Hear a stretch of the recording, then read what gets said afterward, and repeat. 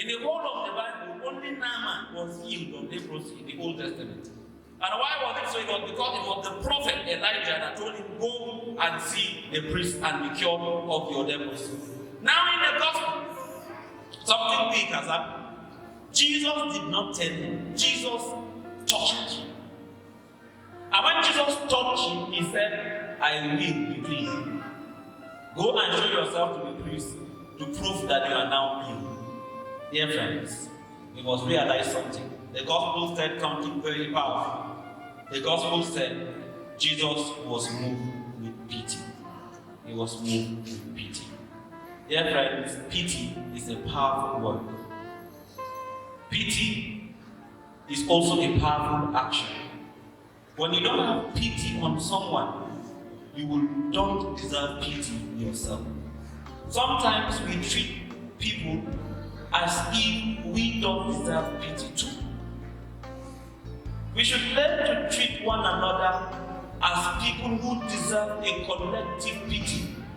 Sometimes as Christians, we become so discriminating for a sin that we are part of the conspiracy.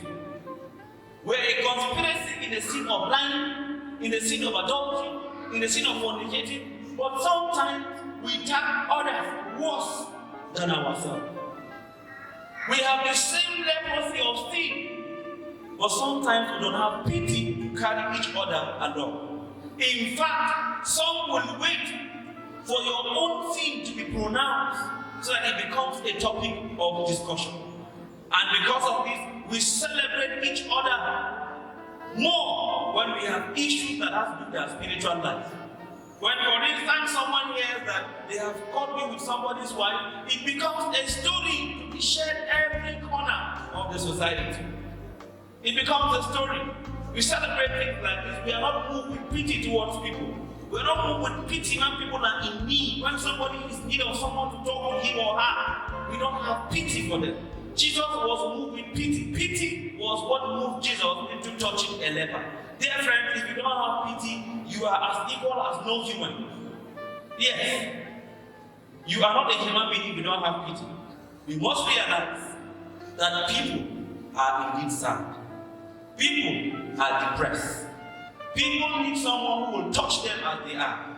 Do you know that a lot of people don't come close to us because they feel they have committed worse sins?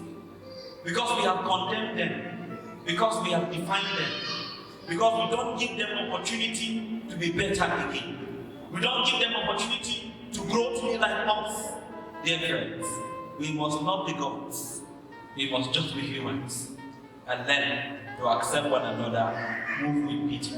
We must realize that sometimes God will have to raise others so that others will show pity to others.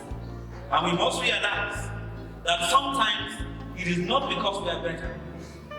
It is because even in what we have it as a result of God's pity. We must not forget to show this pity to people.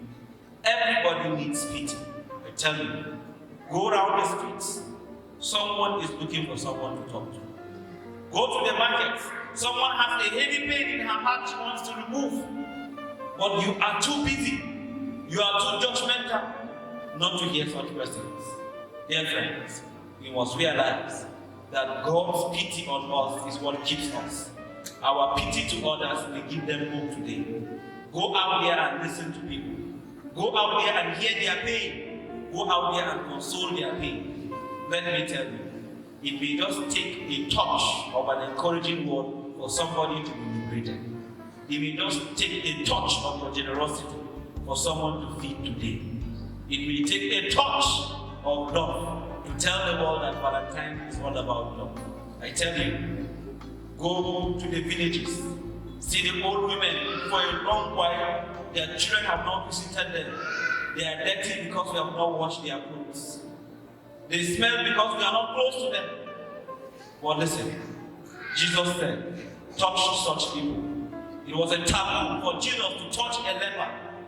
But Jesus saw beyond what men see, and he touched the leper. See beyond what your judgments are.